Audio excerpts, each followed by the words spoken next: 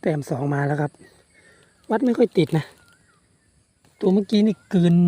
นี่เลยครับเนี่ยเป็นรอยฟันอยู่ตรงนี้เลยเนี่ยแต่วัดไม่ติดนะกาดก็แตกสวัสดีครับไปครับตกปลาครับเมื่อนี้ใส่เป็นเขียดเนาะครับเนาะเนื้อจริงเนาะครับไปครับติดตามชมกันเลย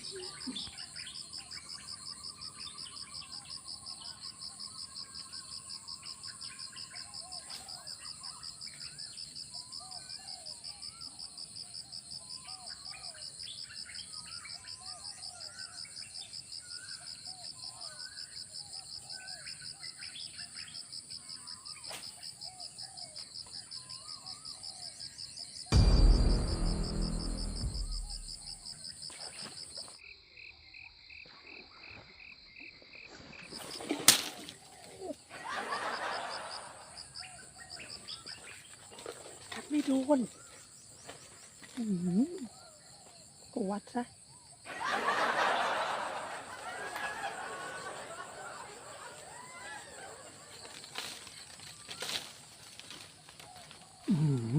เสียดายครับเอาไหมผลงานเขียดซิ่งนะครับตัวเลขมาแล้วชุดหน้าเป็นแบบนี้นะครับเบ็ดมัดตาด2 โอนะตูดยาวสวยๆเลยโอเคครับเปิดหัวได้ดีแต้มสองมาแล้วครับวัดไม่ค่อยติดนะตัวเมื่อกี้นี่กลืนนี่เลยครับเนี่ยเป็นรอยฟันอยู่ตรงนี้เลยเนี่ยแต่วัดไม่ติดนะกาดก็แตก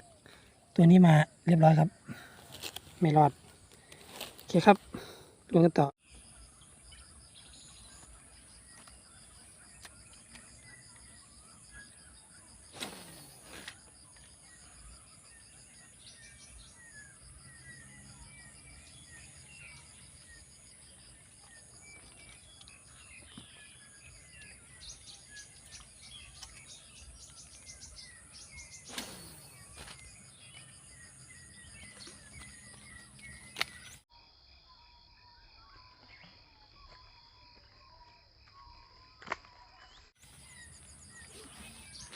โอ้ยไม่อยู่โอ้ยฝองท่วมเลยนะครับตรงต่อเลยเห็นไหมโอ้โหกาดไม่แตกนะครับ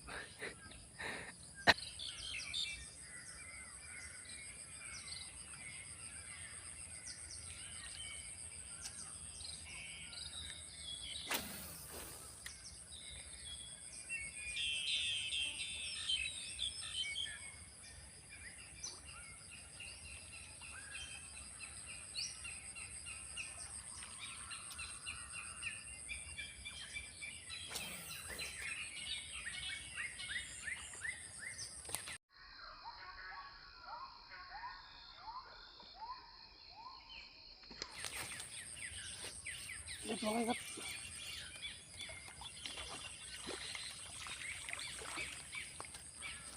นี่ครับจริงๆไม่ต้องส่งนานมากนะครับวัดได้เลยนะโอเคครับดูกันต่อโดนอยู่ตรงนี้นะเมื่อกี้ฟองท่วมเลยมันอยู่ตามไอ้กองไม้ครับป่านี่ครับตะกั่วมีแต่รอยฟันนะวัดเข้ามั่งไม่เข้ามั่งดูเต็มหมดยังใหม่กับสายนี้อยู่ครับเขียดซิ่งนะ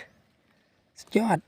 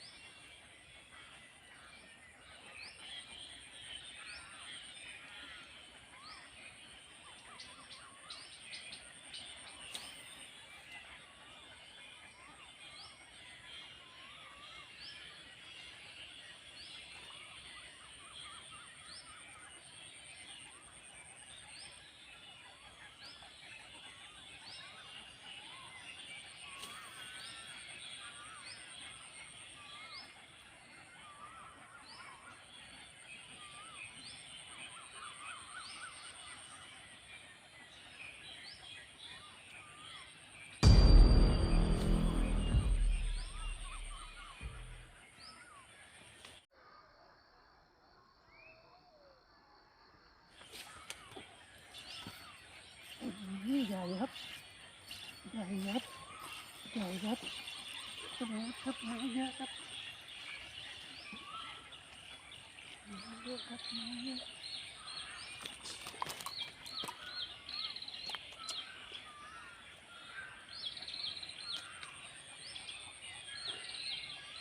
เนี่ยครับ